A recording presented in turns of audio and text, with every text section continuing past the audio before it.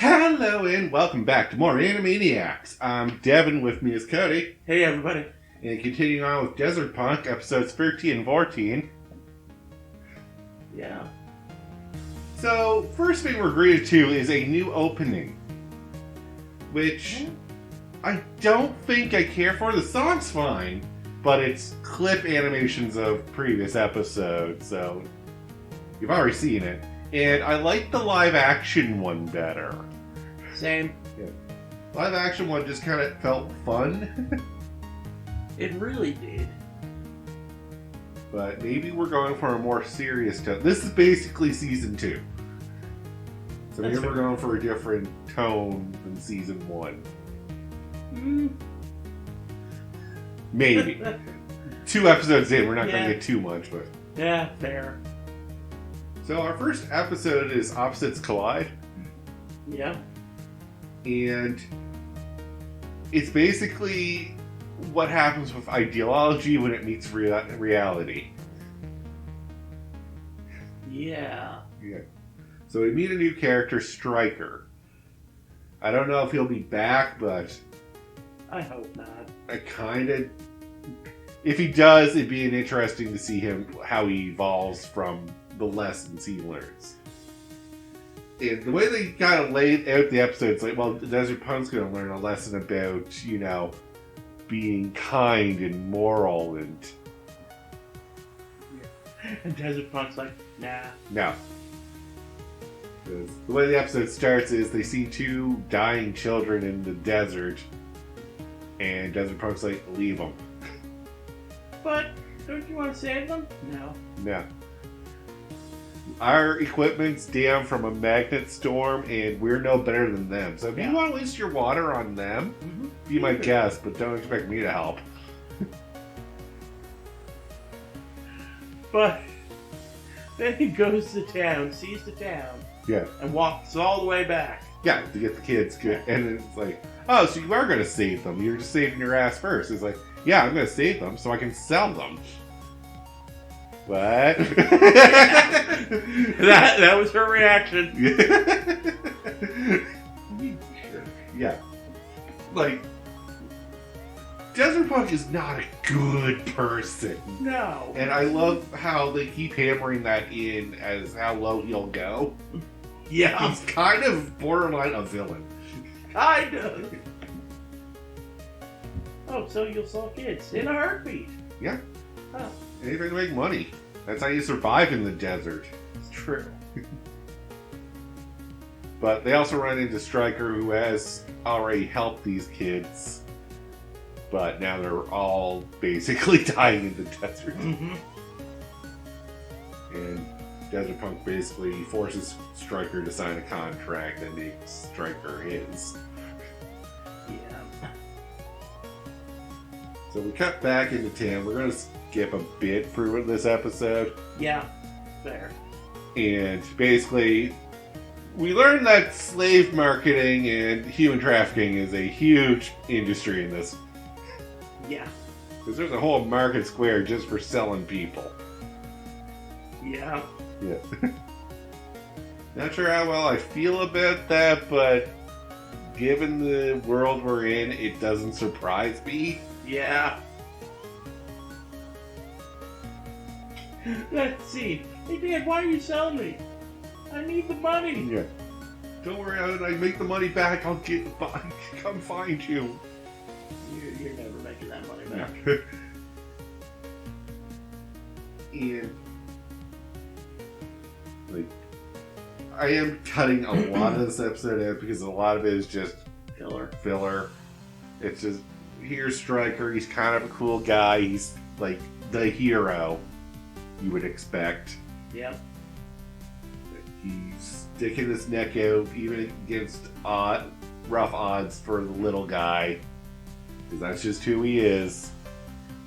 So annoying. Yeah. I don't care for these people because...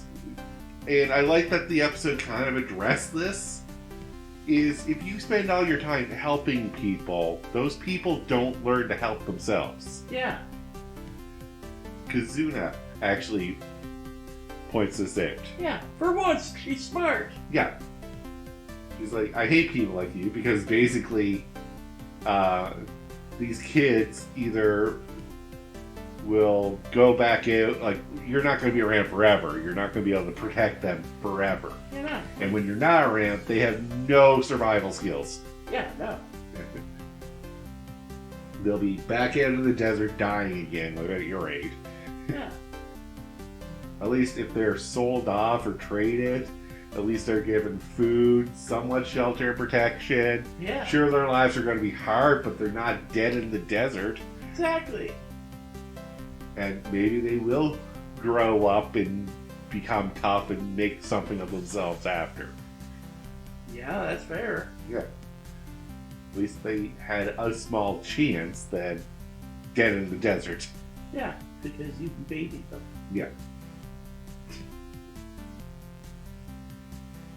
And it's all moot anyway because these kids are actually noted thieves that will kill and murder people by acting weak and helpless, get their sympathy, and then when they're not looking, backstab them. Kids are freaking devils. Yeah. As soon as I saw that, I was like, oh my god. Yeah. And we find this out because we beat up a group of people trying to take the kids away. We find out that that's the Farmer Society, and they were only trying to capture the kids to bring them to jail. And, Stryker. Yeah. Don't take too kindly to that. Oh, we're way past that. Oh, yeah. Yeah, Stryker beat up these guys, and we found out that they're farmers. Yeah. And there's vigilante trying to capture these kids to bring them to justice. Yeah. And the authorities think Desert Punk, Stryker, and Kazuna are in on what these kids do. Yeah, because they're helping them. Yeah. Oh, you must be helping them because they're with you. And you haven't reported them or taken them in. So, well, we didn't know. Yeah. And secondly, they're kids. Well, we weren't prepared for this. I know. So after being horribly tortured and interrogated, they're finally let go. Yeah. A somewhat of an apology. Oopsie. Our bad. Yeah. Hey, Kazuna, sorry for spinning you upside down. Yeah, I was like, they tortured a kid, like a 14-year-old kid. Yeah. And I was like, I don't want to know what they did. Those are like basically schoolyard pranks. Spun her upside down and spun her around. Desert Punk, they beating the shit out of him. They just beat the hell out of him. Yeah. His bruises and bruises. Yeah. Like, you torture a 14-year-old and they don't tell you what you want to know, probably because they don't know what you want to know. Yeah. I watched this when they were leaving town. Yeah. Oh yeah, they leave town, they see the two kids, and they're like, should we take them in, Master? No, let them be. We already got fooled by them once, we're not going to let that happen again. Yeah. Onward! Yeah. On to episode 14. Kazuna, fully automatic. No. This started with a weird Kazuna as a magic girl scene and unnecessarily needed, to my mind. Yep. But it's her daydreaming to herself. Yeah. Yeah. It's literally that. She's basically dreaming of being that badass bitch of the desert. Yeah. And Desert Punk being like, oh, you were so much better than me. Oh yeah, no, the whole daydream was like all fantasy. Everyone's like, yeah, Kazuna. And the enemies are like, yeah, Kazuna, we want your autograph. Just bowing. Yeah. It's like, wow, this is cringy. Yeah, this is a 14-year-old kid's imagination. Yeah. And then cut to the real world. Kazuna, where are you? Get the balloons! Yeah.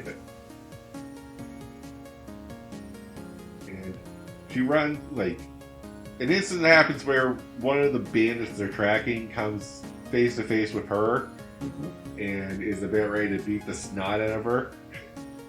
And she fires off 5 shots, and the guy's wearing a bulletproof vest.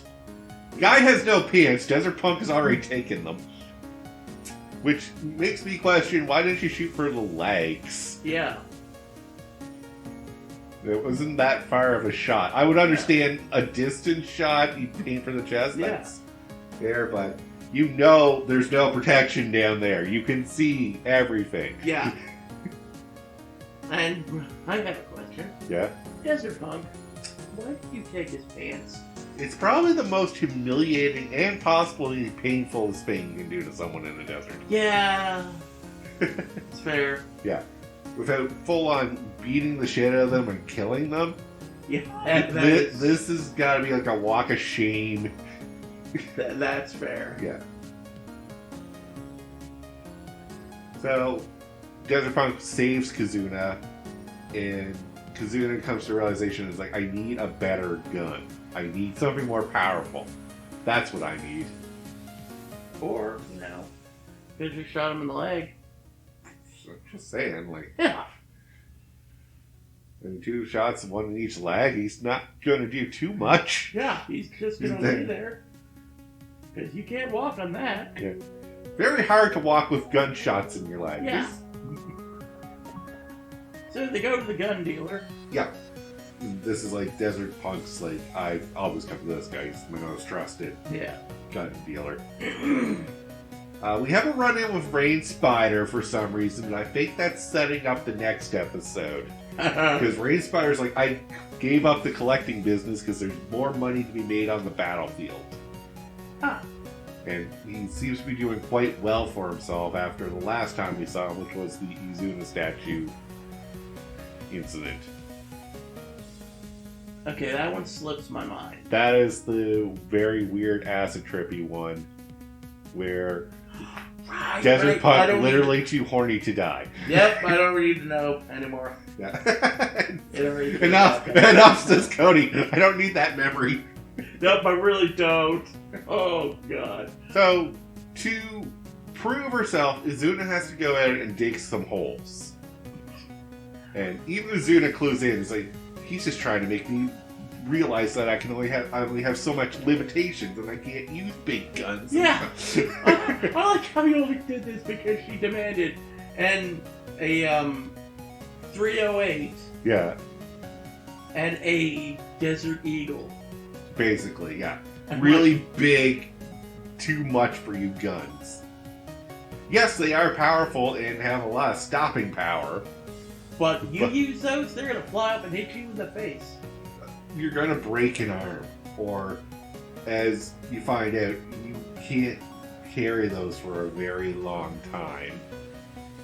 Desert Eagle you might be able to, but... No, those are heavy. Okay.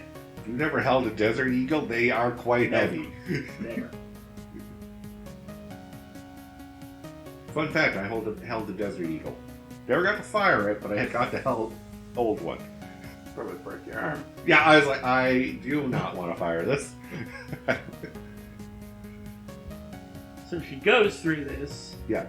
She just digs a hole, and that's her part of the episode for a while. And then, after the incident with Rain Spider, we go check on her. And we give her the big gun she wants. To try. And she's a crack shot at it. Yeah! She hits 100 meters off the first shot. It's like, oh, wow. Yeah. And just nailed everything. When she sets it to fully automatic, she misses everything. Oh, God. Of course. But you would. Yeah. That's when the recoil really kicks in. Yeah. And she kind of comes to the conclusion, it's like, yeah! If I had to carry this plus the heavy ammo, I wouldn't be able to do anything else. And that's just not going to be good for anyone. Yeah, plus the recoil would kill me. Yeah. So, yeah, let's find something smaller and more compact. I mean, she could use a lighter rifle. Even still, it's more cumbersome. Rifles are cumbersome. That's true. And what Desert Punk has been trying to drill in her head is that you want to avoid gunfights and attack from the shadows, basically. That is fair. Like, armor can't protect against a backstabbing. Yeah. Basically. It's like, I don't want to fight. No, you are not built for fighting. Yeah, no. And when they get in close and stab you, not my problem. When they shoot you, because you are a pretty small target, but it doesn't take much to put you down. It really doesn't. Yeah. Like, once that faceplate's gone, you're done. Yeah. Imagine they're wearing somewhat armor. Yeah. Like a light Kevlar or something. Oh, yeah. But that can only take so many shots. Yeah. So we settle for a basically submachine gun. Yeah. Like a small, less than an Uzi. Yeah. Like, it's not as powerful as your previous pistol, but it fires faster, much lighter, and you can probably set it and you can fire single shot. Yeah, you can fire in small bursts, really. Yeah. But it's also more compact. You can carry it around almost anywhere. Yeah. Yeah. So yeah, give the 14-year-old an automatic weapon. That was our solution this whole episode. Yeah. And I love how she's like, learn the lesson. I gotta dig the holes. Yeah. She basically 180. She realizes how cool Desert Punk is again. Because the shop owner's like, yeah, this a various use of words to basically humiliate Desert Punk, and like, yeah, he's a conniving, slimy, scuzzball, selfish. Yeah. Then Kasuna's like, he's tough. Yeah. Okay. But the shop owner's like, the only thing that makes me angrier is the fact that he's been carrying around that dumb shotgun that his father gave him. Like, without a care in the world. I would have been like, and he kills people with it. Yeah. It works. Yeah, it's the perfect weapon for him. Yeah.